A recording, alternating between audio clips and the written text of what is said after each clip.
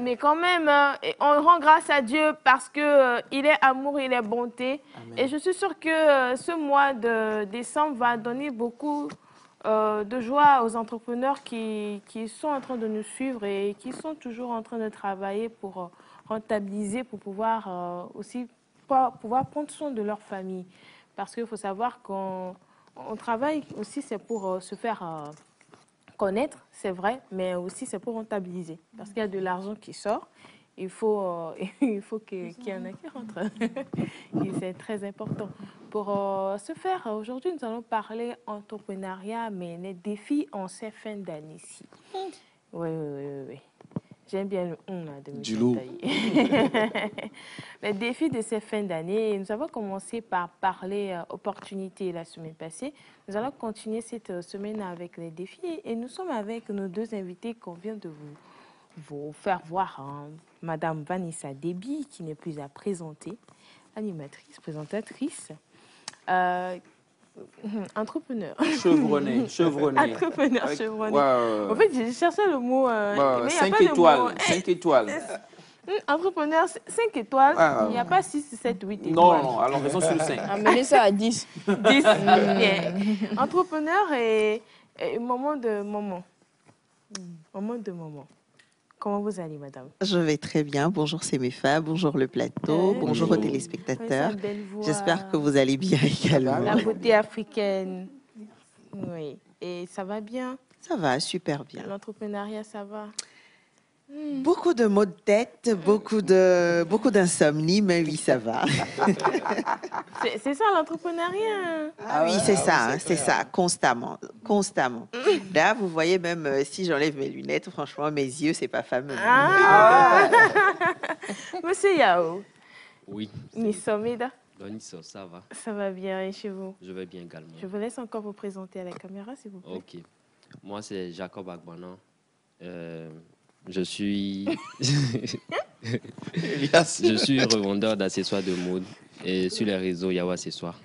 Voilà. Oui, sur les réseaux Yao Accessoires et son nom. Il laisse pas crédit. En fait, ça ne veut pas dire qu'il va vous vendre à crédit. Il laisse pas crédit. Entrepreneur et pas Agbana. Donc, depuis la semaine passée, M. Yao était là, on avait parlé opportunité. Mais on va encore essayer de toucher à ce côté opportunité de ces fins d'année-là, avec Mme Vanessa Déby, avec Mme Sandra, avec Mme Émilie, qui est aussi entrepreneur, avec M. Elias Tailly. Bon, en fait, toute l'équipe ici sur ce plateau. Il inclut M. Bachana aussi. Il fait beaucoup de choses, mais il ne dit jamais. Ah oui. Okay. Il fait énormément beaucoup de choses et il ne dit jamais. Okay. Donc, on parle d'opportunités. Pendant ces fins d'année-ci, il n'y a que le dimanche, la foire s'est terminée. Et on a vu, il y a du monde, il y a eu du monde à la foire. Et la question est de savoir si les gens ont vendu. Les réponses, on ne peut le donner vraiment très précisément. Mais moi, la question que j'aimerais poser, c'est à Mme Vanessa Déby, puisque vous n'étiez pas là la semaine passée. On parle d'opportunités en ces fins d'année-là. Premièrement, comment était votre année en parlant de la casquette d'entrepreneur? Des hauts et des bas. Oui, des hauts et des bas. Des jours où on se demande si on ne va pas plutôt se lever et aller écrire J'ai l'honneur pour être plus tranquille, en fait. Il y a des jours où, pour ne pas dire des semaines ou des mois où ça va très bien. On se dit, mais là, je tiens le bon filon, ça va et tout. Et puis, 2-3 semaines après, on ne sait pas ce qui se passe. Tout est encore vraiment down. On recommence par se poser énormément de questions. Mais je crois qu'au final, l'essentiel, c'est de savoir ce qu'on veut faire, où on a envie d'aller. Partir, trouver toujours la motivation en soi, savoir pourquoi on a commencé. Si vous n'êtes pas devenu entrepreneur tout simplement parce que les autres le sont, je crois que vous allez toujours trouver la force de vous relever et de continuer. On comprend qu'il ne faut pas se jeter dans l'entrepreneuriat parce que mon cousin fait de l'entrepreneuriat. Non, non, surtout pas. Surtout pas. Parce que je le disais au début pour rigoler, la grande sœur Sandra le sait, elle est dedans depuis très longtemps. C'est beaucoup de nuits blanches, beaucoup de maux de tête, des larmes même. Ah oui? Des larmes même parfois parce que... Vous pleurez, Mais si, Madame Vanessa. il y a des moments où on est dépassé. Hein, sincèrement, il y a des moments où on est dépassé. Et puis moi, je suis le genre de personne... les larmes sortent très, très vite. Donc, On se des fois, on est... Ah ouais? Vous n'êtes pas seul, vrai, on est ça. beaucoup comme ça. Non, je ne suis pas sûre. Vous imaginez, monsieur, là, c'était il pleurait.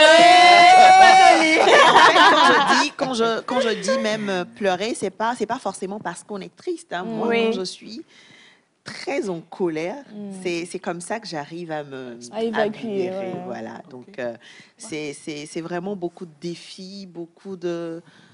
les nuits blanches dont je parlais tout à l'heure, c'est parce qu'il faut toujours innover.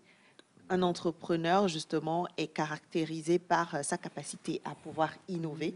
Donc, c'est pas parce que je vends Akpan en sachet que je dois vendre Akpan en sachet pendant 20 ans, pendant 30 ans. Il y a des gens qui vont créer autre chose, qui vont faire Akpan dans d'autres types de contenants, d'emballage. Et il faut que je me mette à jour sans toutefois copier les autres. C'est là que c'est très vraiment compliqué. difficile. Voilà, c'est très compliqué. D'accord. Et on est en fin d'année. Et quelles sont les opportunités en fait, pour vous en fin d'année? Parce que je réitère que Madame Vanessa Déby, c'est dans la beauté des cheveux. Oui, exactement. Oui, elle était venue en parler cette année déjà. Justement. Et, bon, nous qui sommes les... Quand même. On en a. On en a. Alors, en matière d'opportunités, il y a plutôt beaucoup d'opportunités chez moi en cette fin d'année pour mes clients et mes clientes. Je fais beaucoup de réductions. J'ai commencé depuis le mois d'octobre à faire plein de réductions. Et pour rappel, pour ceux qui ne le savent pas, j'ai une marque de produits capillaires. La marque, c'est Nature Care, des produits 100% naturels que je fabrique moi-même à base d'ingrédients naturels, des ingrédients assez accessibles que nous avons tous dans notre cuisine, du gombo, du clou de girofle, de l'ail, de l'oignon, de la carotte, enfin pour ne citer que cela. Et nous avons beaucoup de réductions, en tout cas. J'en ai même lancé hier à partir de 25 000 francs d'achat. Pour tout le mois de décembre, vous bénéficiez de 35% de réduction. Tu vois qu'il faut sauter là-dessus. Ouais, exactement. Oui, il faut sauter là-dessus. Voilà. Donc, je compose également plusieurs packs pour permettre à toutes les personnes qui ne s'y connaissent pas beaucoup. Il y a des gens qui ne s'y connaissent pas énormément, qui savent tout simplement que leurs cheveux ont des problèmes, qu'il faut les régler, mais qui ne savent pas choisir leurs produits. Donc, je compose différents packs et en cette fin d'année, il y aura des packs de promotion. Et puis, voilà, ceux qui savent exactement ce qu'il leur faut, ils viennent, ils choisissent leurs produits et puis à partir de 25 000 francs d'achat, vous avez 35% de réduction. D'accord. Ouais. Et je crois que la plupart des entrepreneurs, ces temps-ci, c'est ça, les promotions, Réduction, réductions, Oui, bien sûr, les packs. c'est une Comme période, celui à une vous période aussi. dans laquelle on profite tous, en tout cas, pour se mettre encore une fois en avant. Et ça passe par ces petites promotions, ça passe par de petits cadeaux parfois qu'on fait à nos clients. Et voilà. Quels sont les défis? Moi, je dis qu'un entrepreneur, il travaille pas seul, en général. Il ne travaille jamais seul. Et quels sont les défis que vous rencontrez, surtout dans votre entourage, premièrement, avant qu'on ne sorte dans votre local, avec les personnes avec lesquelles vous Les travaillez? personnes avec lesquelles on travaille, le plus gros problème qui a fait... Le défi, surtout en fin d'année. Non, mais sincèrement, je crois que le défi n'est pas qu'en fin d'année. Hein. Ouais. Le défi, c'est franchement chaque jour. Et le problème avec la ressource humaine, je ne sais pas si c'est seulement sous nos cieux, mais c'est horrible.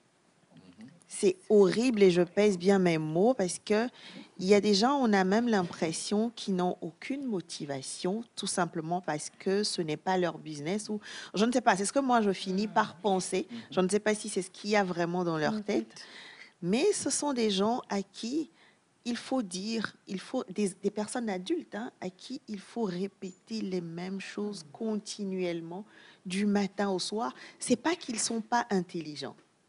Tu trouves? Non, mais sérieusement, tu vois très bien que ce sont des gens très intelligents, mais tu ne sais pas ce qui se passe en fait pour que ce que vous avez fait aujourd'hui, demain, il faut que tu reviennes dire la même chose. Il n'y a pas de spontanéité dans leur façon de travailler. Parfois, on n'a pas besoin de vous dire certaines choses. Vous savez que vous pouvez prendre des initiatives. Il n'y a aucune prise d'initiative. Vous devez... En fait, moi, je me retrouve finalement à faire tout toute seule parce que j'aime la perfection, même si la perfection n'est pas de ce monde. J'aime quand même titiller la perfection et je ne suis jamais satisfaite de ce que les gens font pour moi. Donc, je me retrouve à tout faire toute seule. C'est vraiment pénible. C'est très, très pénible, mais on est obligé aussi de travailler avec les gens. Moi, peut-être pour ajouter aussi au défi, je ne sais pas, entrepreneur, je revenais quand même. Vous êtes entrepreneur culturel, monsieur Taï. Mais moi, je me tacler la famille directe. La famille directe des entrepreneurs? Non. La famille vous a fait quoi? Non, pas la famille directe des entrepreneurs, mais la famille directe, ça dit la famille. La famille. Oui, j'ai dit. Les oncles, les tu tantes. Tu es entrepreneur et ta famille directe. Les frères, les sœurs. Aidez-nous à grandir. En faisant quoi? En faisant quoi? Je vous explique. Gratuit. Oui, ça dit que c'est mon frère. Je viens prendre. Demain, je te donne, non, mon frère, donne-moi ça gratuitement, on se connaît. Mais il faut vraiment qu'on arrête ça parce que moi, je me rappelle, c'est normalement eux qui devraient normalement porter la vision et être prêts à acheter nos services. Et là, je quitte un peu le côté, je parle même du côté d'animation que nous faisons souvent. Oui. Vous voyez un nom qui vous appelle, il dit, oh, Elias, va ouais. Non, il est bounet. Donc, c'est pas fait de c'est à fait de grâce à ça, je dois nourrir ma famille. Donc, sincèrement, je veux vraiment attaquer ça. Les frères, les sœurs, les dames. Pourquoi vous criez? C'est Elias.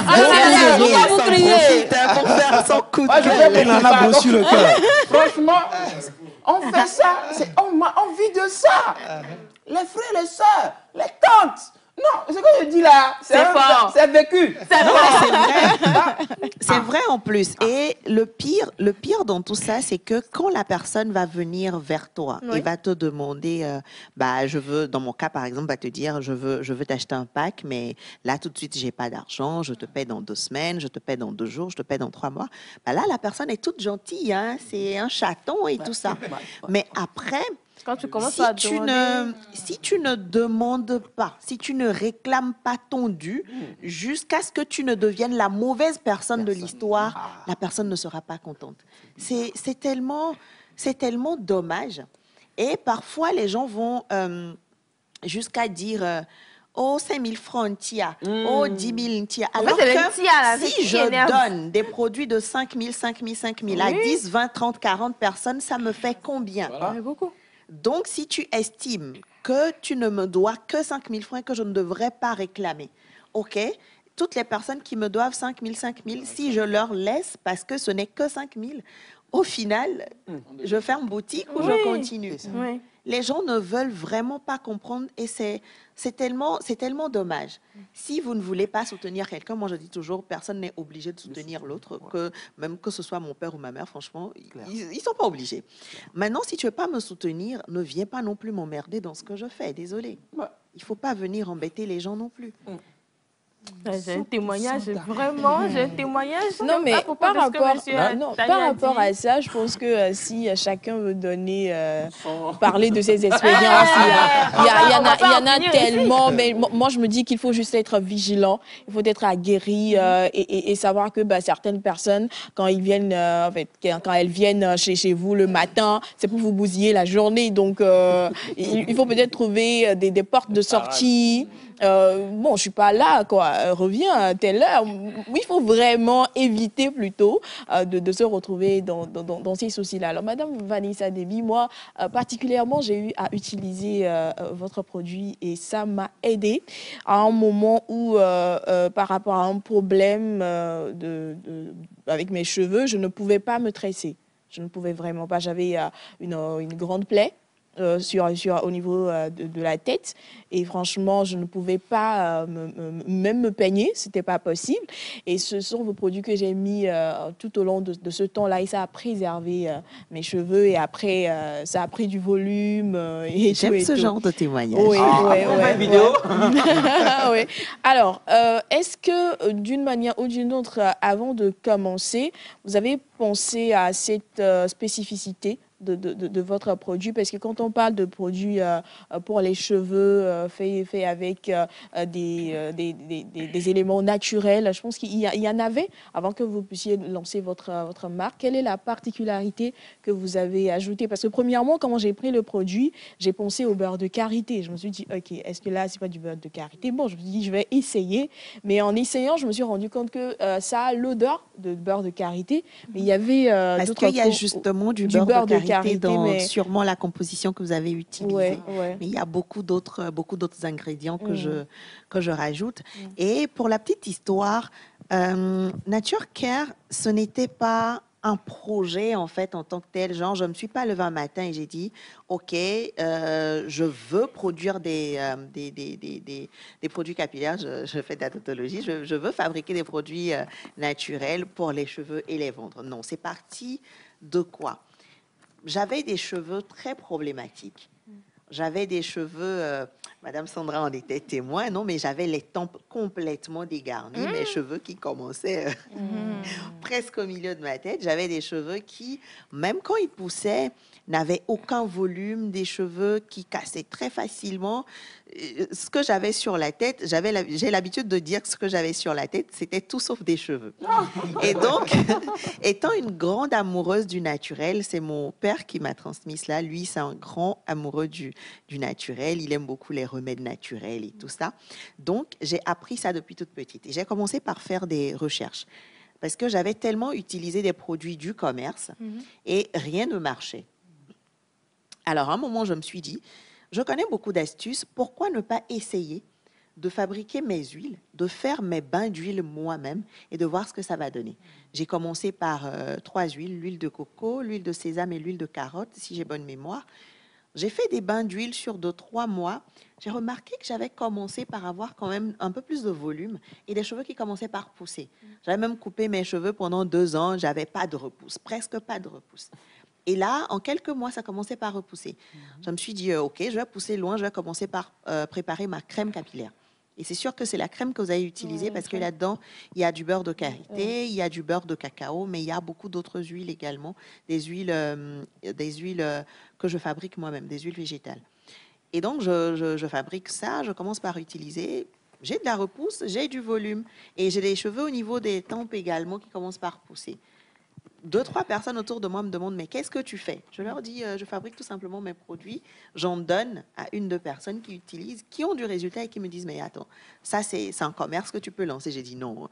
Déjà que ça demande beaucoup trop de travail pour faire la production pour moi-même. Franchement, je préfère en faire et vous en donner, mais je ne vais pas vendre. Et ça, c'était autour de 2015. À partir de 2016, ces connaissances en ont parlé à d'autres personnes. Et on commençait par me dire, mais il y a des gens qui commandent tes pommades. Je dis, mais à quel moment je vous ai dit que je vends des pommades? C'est en fait de là que c'est parti. Voilà. C'est de là que c'est parti. Sinon, ce n'était pas un projet réfléchi à la base et tout ça. C'est vraiment parti d'une expérience personnelle. Nous sommes aussi avec M. Yao, il ne faut pas oublier. Moi, je voulais poser une question par rapport aux cheveux. Oui. On va aller à M. Yao. Madame, elles ne sont pas la calvitie. Je ne voulais pas dire ça à haute voix. Qui a voulu poser la question à haute voix? Madame ne sont pas la calvitie, par contre. Non, mais par contre, j'ai une huile qui est très efficace. Qui va sauver mon l'alopécie et les débuts de calvicie. Mais toujours les débuts de calvicie. Il y a une chance pour vous, monsieur Ataï. Il y a de l'espoir pour toi. Tu connais la solution. ça a commencé depuis 2020. Dans les environs. Non, mais on peut toujours essayer. Et puis nous-mêmes, on s'est déjà habitués. Mais de toute façon, la calvitie, elle ne se guérit pas. Hein. Ah, voilà. Vous pouvez juste empêcher la calvitie Retarde un peu. Voilà, retarder un tout petit peu, l'empêcher de trop avancer. Sinon, la calvitie ne se guérit sinon, pas. ça s'est arrêté pour le moment.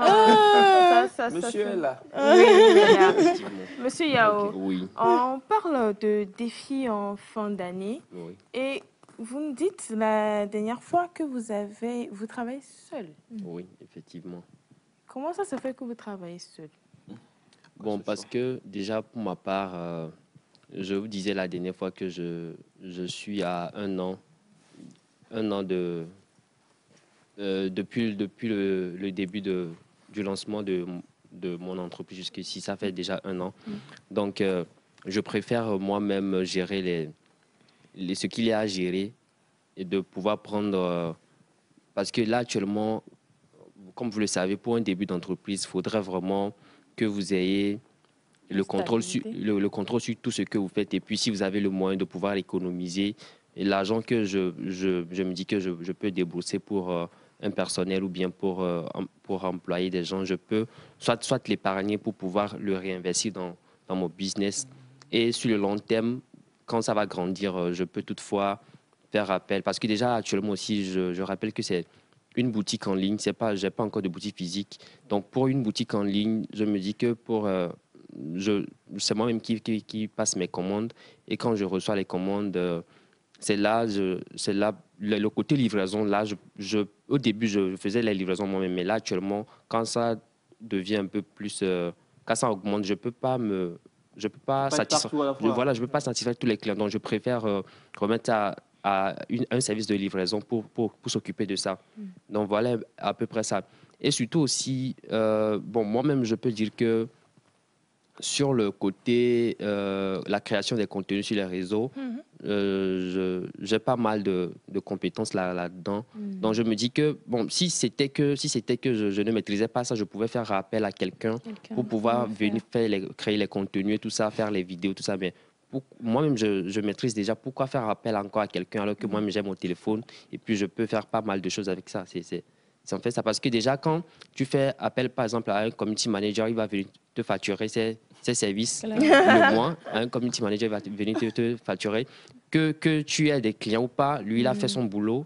Il a fait son boulot. Donc, il doit être payé, vous voyez. Et donc, moi, je me dis que déjà et j'aime vraiment avoir un contact direct avec mes clients.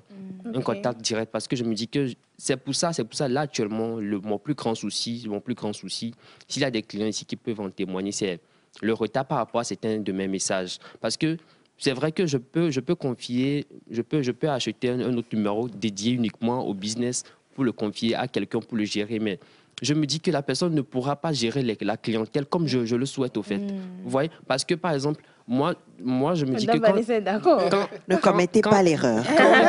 Quand un client m'inbosse là actuellement, déjà l'accueil, c'est vraiment important pour moi. Parce que je cherche à fidéliser le client, pas pour son achat actuel, mais sur le long terme, au fait. Ouais, sur le long terme. Déjà, quand le client m'écrit directement, bonjour monsieur, je cherche tel article. Par exemple, j'en ai fait la preuve avec mon frère. Okay. Donc, votre propre frère? Oui. Vous voyez? Parfois. C'est pas qu'il a maltraité les clients, en fait. Mais c'est que, par exemple, quand je suis vraiment occupé, je lui donne le téléphone pour qu'il gère ça. Quand le client m'écrit, bonjour monsieur, je cherche tel article, j'ai vu ça sur votre page, c'est à combien? Il dit, bonjour, c'est à 7 000 francs. Alors que moi, je ne gère pas les trucs comme ça. Déjà, quand le client m'écrit, je dis, bonjour monsieur, vous allez bien? Il dit, vous allez bien? Je dis, je me porte bien, vous. Moi, c'est Jacob de chez Yawa Accessoires. Okay?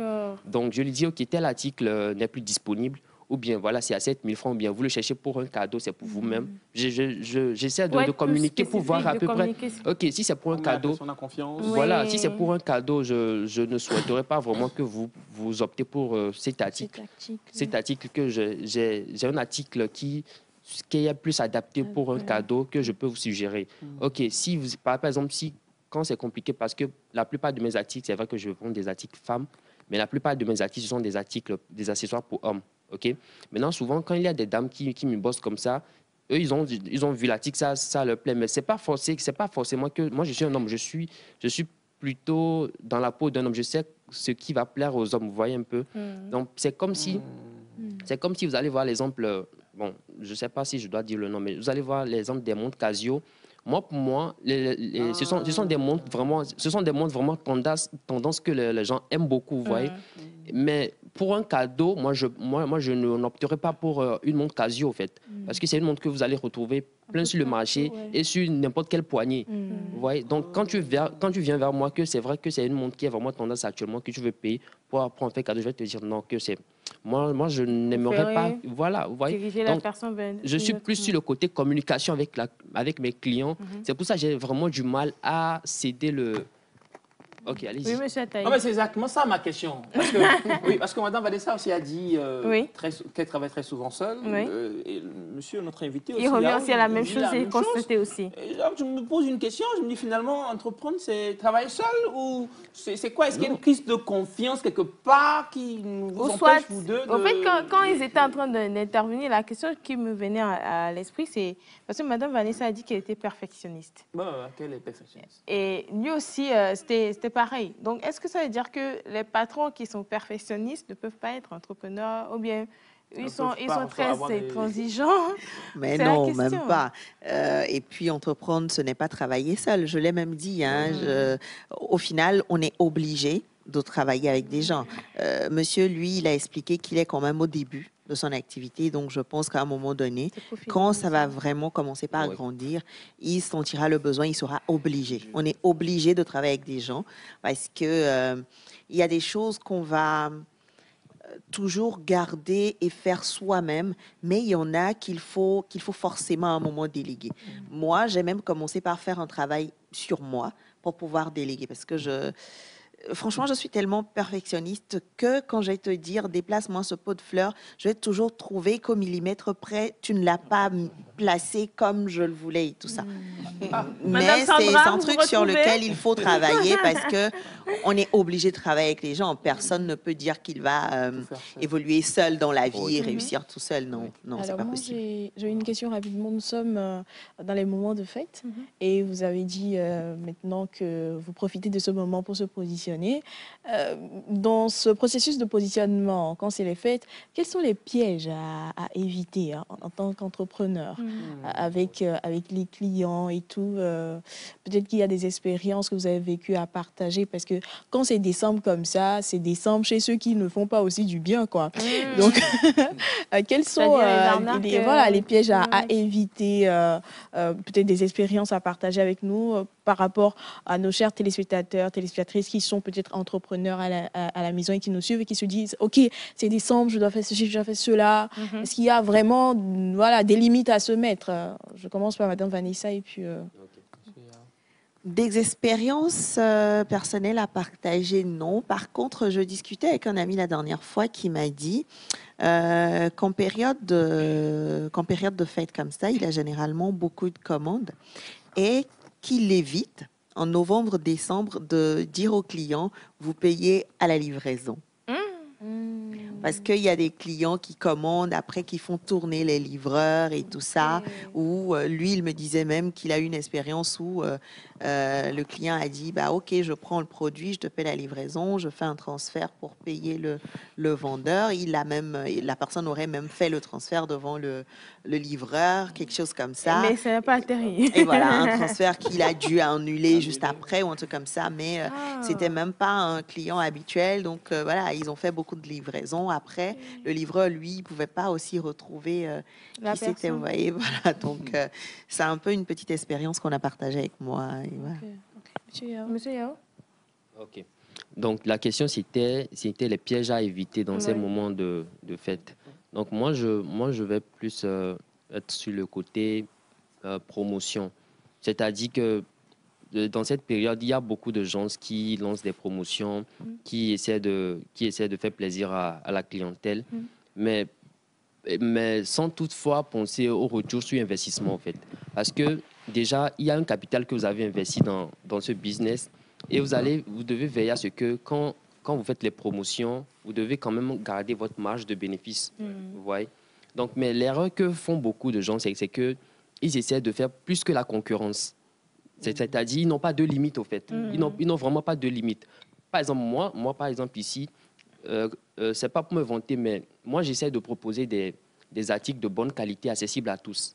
Vous voyez, des produits de bonne qualité, parce que moi-même, je suis, depuis, j'ai été toujours un grand fan de la mode, vous voyez. C'est ce qui m'a poussé même à choisir les accessoires, parce que je trouve que le domaine du prêt-à-porter, tout ça, c'est un peu saturé. Donc, je trouve quand même que pour les accessoires, et moi-même, il y avait des accessoires que je cherchais, que j'avais vraiment du mal à trouver ici, à Lomé. Donc, j'étais obligé de commander ça. Donc, arrivé un moment, quand je porte ça, il y avait des gens, je recevais pas mal de compliments. Est-ce que tu l'as payé ça ou est-ce que je peux m'en commander? C'est comme ça, je suis parti pour... ouais, c'est comme ça. Et puis, moi, je me dis que ces articles-là, quand tu les retrouves à Lomé, les prix, c'est vraiment exorbitant.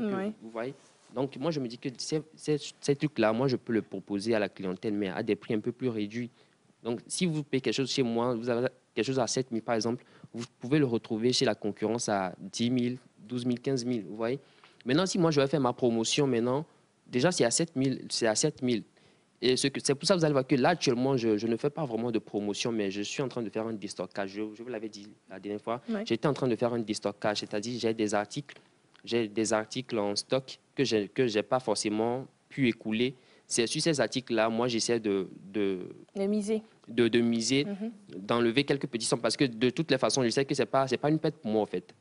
Je préfère les liquider, recevoir l'argent que j'ai mis dedans, que de faire une promotion, déjà parce que le prix est déjà cassé, de faire encore une promotion, et au lieu de... Et je n'ai même pas ma marge de bénéfice. Vous voyez? Donc, les pièges à éviter là, actuellement, pour les entrepreneurs, c'est de faire vraiment les études pour pouvoir lancer les promotions et surtout aussi trouver un autre moyen pour pouvoir fidéliser les clients, des petits cadeaux, même si vous n'allez pas faire forcément des promotions et tout ça, au moins vous pouvez récompenser les meilleurs clients de l'année, parce que chaque fois, il y a toujours des clients qui achètent beaucoup plus que d'autres.